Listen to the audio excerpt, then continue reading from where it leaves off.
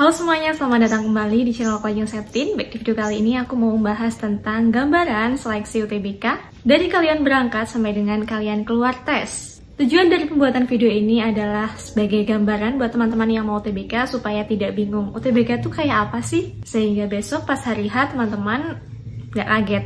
Oke, untuk penjelasannya langsung saja simak berikut ini. Tapi sebelum itu kalian juga harus tahu terlebih dahulu terkait dengan ketentuan pakaian UTBK. Jangan sampai salah ya, nanti bisa jadi malah disuruh pulang. Oke, perhatikan ketentuan pakaian UTBK berikut ini dan pastikan besok pas berangkat kalian tidak melanggar aturan atau ketentuan yang sudah ada. Yang pertama, aku saranin kalian datang survei di H-1 kalian tes. Misalkan tesnya itu tanggal 22. Berarti tanggal 21 kalian cek atau survei ke lokasi tes untuk melihat jalan menuju ruangan, pintu masuk yang digunakan, dan estimasi waktu supaya besok berangkatnya tidak telat.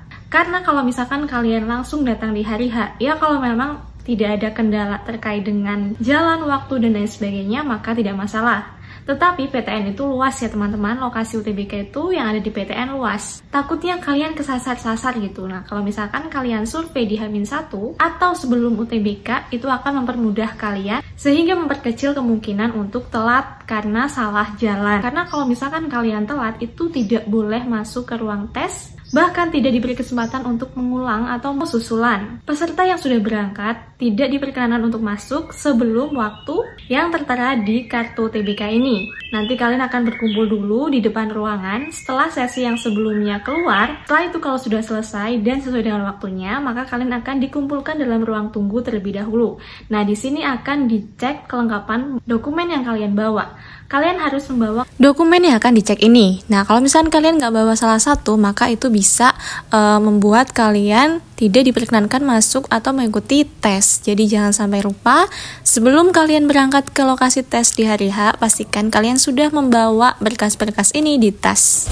Selain itu, kalian juga membawa pensil atau pulpen untuk oret-oretan nanti di ruang tes. Tidak perlu membawa kertas kosong ya teman-teman, karena untuk oret-oretan nanti akan dikasih dari panitia saat sudah berada di ruangan tes. Di situ akan dicek kelengkapan kalian. Apabila sudah lengkap, kalian akan diminta untuk masuk. Nah, sebelum masuk ke ruang tes ini, kalian akan dicek terlebih dahulu oleh panitia menggunakan metal detector untuk mengurangi atau meminimalisir kemungkinan terjadinya kecurangan, misalkan bawa alat, kamera, dan lain sebagainya. Nah, buat peserta yang mungkin terbesit perasaan ingin bawa kamera kecil, jangan ya, nanti kalian malah didiskualifikasi.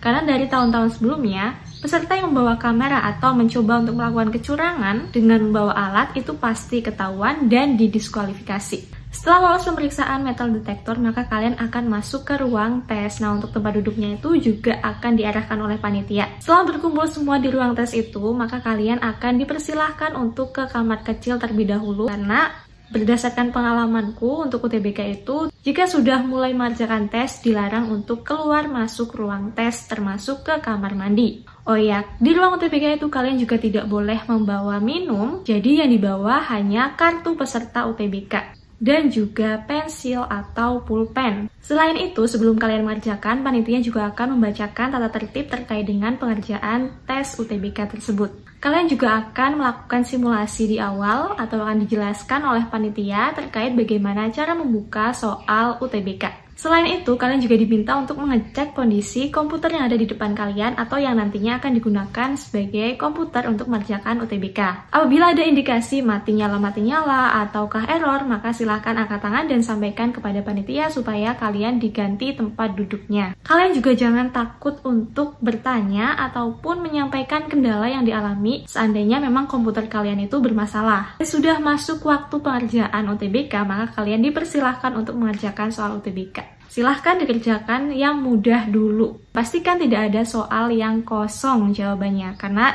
UTBK sekarang itu tidak ada sistem salah minus. Sebelum pengerjaan, kalian juga akan dibagikan semacam lembar HVS buram untuk oret-oretan. Dan seandainya nanti memang kurang, silahkan sampaikan dan minta lagi. Nah, jika sudah selesai mengerjakan soal UTBK, maka kalian diminta untuk menunggu dulu. Setelah panitia mengarahkan untuk keluar, maka kalian baru keluar. Jadi jangan melakukan segala sesuatu tanpa ada arahan dari panitia yang menjadi pengawas UTBK tersebut.